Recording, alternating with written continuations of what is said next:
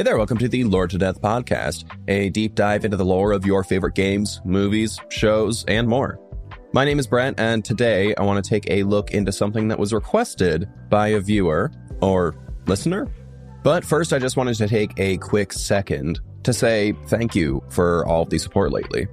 The positive response in the last few weeks has been incredible, and I just wanted to say, again, a very heartfelt thank you. If you like the show, and I know I usually don't do this, please be sure to rate it 5 stars. It actually really does help me out quite a bit.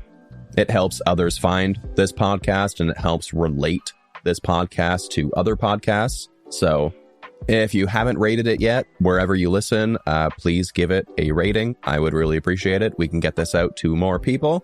And speaking of getting this out to more people, I have had a couple questions lately about merch and a Patreon or something of the sort so that people can support the podcast. And I just want to say that merch is coming. I'm not exactly sure when it will come, but it is in the works. So if you follow me on social media, you will find all of the information there. And when it does finally come, I will put it in an episode, but I don't want to date the episodes too badly. And in terms of Patreon, I'm very on the fence about doing anything like that. So if that is something that people want, please send me a message. Let me know that that is something you want. If it is something that is wanted by enough people, then I will consider starting something. But for the moment, there's not necessarily plans for that, but there is plans for merch. And I just want to apologize quickly before this episode starts because my throat is absolutely killing me, and I'm sure that you can hear that. But without further ado, we had this one come in from a fellow by the name of McLean, and they asked if I could talk about the Furon-Blisk Martian War from Destroy All Humans. And upon seeing this request, I knew that I immediately had to write about it. Even though this is going to be a short one, I remember these games so fondly, so I had to. Back in the Blockbuster days, my family used to rent a movie pretty well every weekend, and we'd sit together as a family and watch it. Eventually, I became an absolute recluse, doing pretty well nothing but playing video games day in and day out, which doesn't really feel all that different from today, except I'm a semi-productive member of society. My mom ended up getting the subscription at Blockbuster, where you could take out a game and return it once you're done for another. And this was a much better way of experiencing new games than using all of my lawn mowing money, because then I'd have to take a chance on new games, and if I hated it, then I kind of just had to own it or hope that the resale value was good enough for me to get another game with it. And I played a lot of trash that way. But I played even more trash with the Blockbuster subscription. But this was one of the first games that I ever ended up actually picking up with that subscription. And I don't think anything could have prepared me for what I was about to experience. I was pretty young, but I loved it. And I love Destroy All Humans so much that I ended up buying a copy of my own so I could just play it again and again and again and not have to waste picking it up repeatedly at Blockbuster. And then when the second one came out, I bought that as well. But I do want to say I have not played the remakes. It's just something that I haven't really had the time or interest, really. I love these games, but it's very much a nostalgia spot in my mind. And it's not something that I am actively looking to play the remakes, but maybe if they go on a sale one day, I'll pick them up. But as much as I love these games, they are not very lore rich. I just want to take a second to prove that point by reading just the 3 sentences that appear on the wiki page for the Martian War. The Martian War was a devastating war between the Blisk and the Furons. The end of the war resulted in Mars being turned into a desert by the dangerous Furon weapons, which later cost the Furons their genitalia and the near extinction of the Blisk. That war was thought to be ancient and occurred long before humans first appeared on Earth. And that's it. That's all that is written there on the wiki page. There's no links to anything. So I had to dig a little bit for this one. And you might be asking, then how are you going to make an entire episode on one hyper-specific event? And the answer is, carefully. There's a lot to unpack in that synopsis, and it gives us a lot to go on, strangely enough. Namely, we have the names of the 2 races that are involved in this war, the Blisk and the Furon. We also have the confusing statement about the Furon losing their genitalia, which I'm sure is shocking if you've never played the games before. And then there's the mention of ancient times before humans first appeared on Earth. So we have the 2 main parties, an event that was caused by or caused the war, and we have a reference to a timeline. Vaguely, very vaguely do we have a reference to the timeline. And I think with that, we have enough to go on for at least a short episode. So let's start this off by talking about the Blisk and the Furon. I'll start with the Furon, since those are the protagonists of our story. The Furon are an alien race who came from the aptly named planet of Furon. They are little gray-skinned, big-eyed, bipedal aliens, which are physically based on the prototypical Roswell alien. This spacefaring race of aliens went all around the galaxy and encountered Earth while it was still in its primitive stage before they were humans, as we mentioned before. During their stay on Earth, the Furon decided that the reasonable course of action was to fornicate with an early primate version of man, thus leaving behind some of their DNA. And I know that seems like a really weird thing to come right out the gate with, but this is actually the reason why man came to exist, and that's actually pretty important. The infusion of Furon DNA with the primate is what sparked the evolution into man, which means that every little bit of human's DNA comes with a little bit of Furon DNA. This encounter with Earth was very early on in their exploration of the galaxy, and they saw very little value on Earth, and so they decided to abandon it and move on to other planets where they would slowly gather up the Furon Empire. At some point in their search for other worlds, they came upon Mars in the same solar system, and this is where they would have their first interaction with the Blisk. The Blisk are an aquatic race from Mars. One of the Furon, Orthopox, put it best. Imagine a cockroach mating with a lobster, which is to say that they had a hard gray carapace over a brown mushy interior. Considering that they're an aquatic race, the lobster comparison is actually pretty apt with their small beady eyes and antennae that come out of their forehead. However, despite being an aquatic race, they were bipedal and had no fins, webbing, or anything to discern that they would have been an aquatic race other than their carapace. So maybe evolution failed them on that front. During the time that the Furon found the Blisk on Mars, Mars was abundant with water, as you might expect with an aquatic race being the dominant species on the planet. And the Blisk were quite content to be left alone, having no imperial ambitions, but they were a very proud race. This is very important to understanding them as a race. They were very proud of what they had, but they didn't really desire more quite yet. The Furon quickly discovered that the waters on Mars were highly radioactive, which meant that the Blisk were basically steeping themselves in a radioactive tea day in and day out. This gave them a natural resistance to nuclear and other radioactive weapons, which was kind of the bread and butter of the Furon colonial machine. And like I said, the Blisk were very content to just be left to their own devices and weren't inherently hostile, even though they were a very strong race. But the Furon saw their radioactive resistance as a potential threat to their empire, since they would have a hard time dispatching them if they ever did decide to gang up an attack. Now, I know that I said the Furon were our protagonists, and that would naturally make the Blisk our antagonist.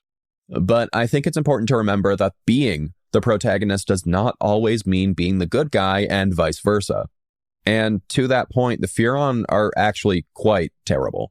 They're a very xenophobic race and quite hostile to other life forms. The reason that they saw no value on Earth is because there wasn't a sentient species yet, which is why they abandoned it to find other planets where they would enslave other races who they saw as inferior and eliminate those who could pose a threat, like the Blisk. The Furon also saw themselves to be immortal, which was due in part to their technological advancements in cloning. Cloning wasn't something that the Furon just did in times of desperation, but in their everyday life, which made them dependent on it to survive. And they pretty well based their entire social hierarchy on cloning. See, most of the Furon would create a clone so that their clone could continue doing their day job while they went on vacation. That's how easy it was to make a clone.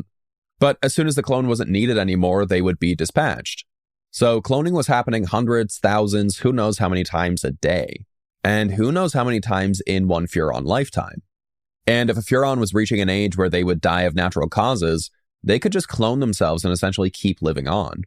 To this point, there was a sort of social score that was based on how many clones one had. If you had many clones, you were considered lower class. And the less clones you had put you higher up in the ranks. This was something to the effect of needing fewer clones meant that you were wise, as it meant that you could handle your problems without just creating more of yourself. And those Furon who had less clones would end up becoming elders and political figures. I know that was a bit long-winded and might not seem exactly pertinent to their encounter with the Blisk, but it's actually quite the opposite. See, the Furon also had an intense pride, and that was given to them by their pseudo-immortality, and that was what fueled their war machine. Because they relied on nuclear weaponry, they knew that they were going to have a problem with the Blisk. This forced them to adapt and create both stronger nuclear weapons and other weapons like the Zap-O-Matic and the Disintegrator Ray to deal with the Blisk. And this is where the start of the Martian War began. The Furon couldn't just develop new weapons without having something to test it on, and so they decided just to get straight to the point and start killing the Blisk, who fought back in full force and held their own for quite some time. A long, bloody battle ensued and had large casualties on both sides, with Mars being their battleground. The Furon, having tested many different atomic weapons on an increasingly larger scale, decimated the surface of Mars and turned it into a barren, sandy wasteland that we know it as to be today. Most, if not all, of the water dried up as a result, and the aquatic Blisk were left with nowhere to live. And while there were many casualties on both sides, the Furon definitively won the war, but at a cost.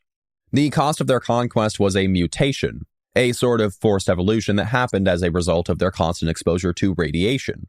That mutation is the loss of their genitalia, which rendered the Furon sterile. The Furon might have died out as a species because of their newfound mutation, if not for their work in cloning technology. They were able to repopulate their society with clones, but with an unexpected result. Each clone that was made after the first, the clones of clones, if you will, was increasingly less effective, which meant that their doom was on the horizon if they couldn't find a way to kickstart natural breeding, or at the very least find original Furon DNA to create clones with so that the gene pool wasn't so watered down. The Blisk, on the other hand, were all but wiped out by the war. Their homeworld was decimated and left without oceans, which the aquatic Blisk would need to survive. The surviving Blisk were forced to abandon Mars and took a warship off the planet and set a course for Earth. Or, at the very least, they set a course drifting into space and happened to end up on Earth. And this is interesting because we have no reference to when the Martian War actually took place.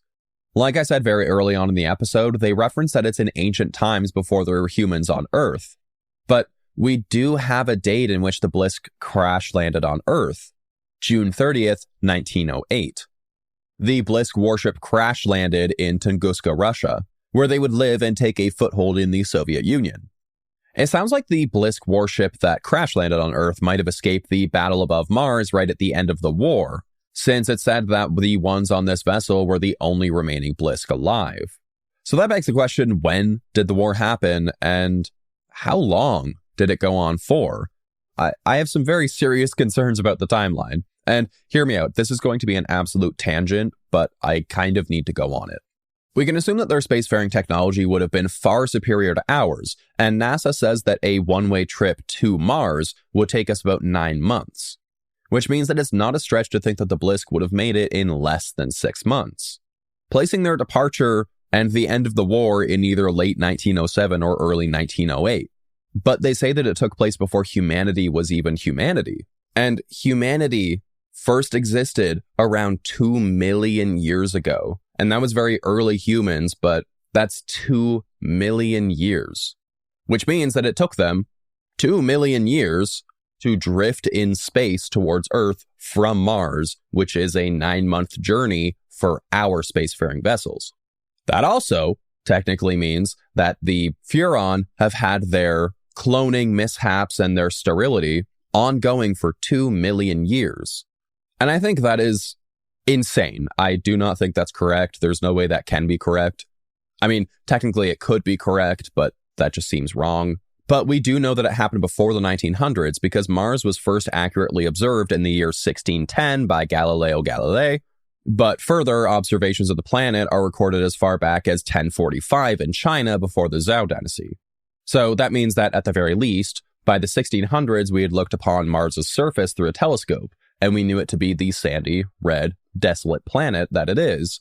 So at that point, it was definitely nuked into oblivion, which still means that it took them 400 years to get from Mars to Earth. Or probably more, because I'm sure it took some time to settle into being a nuked out red wasteland.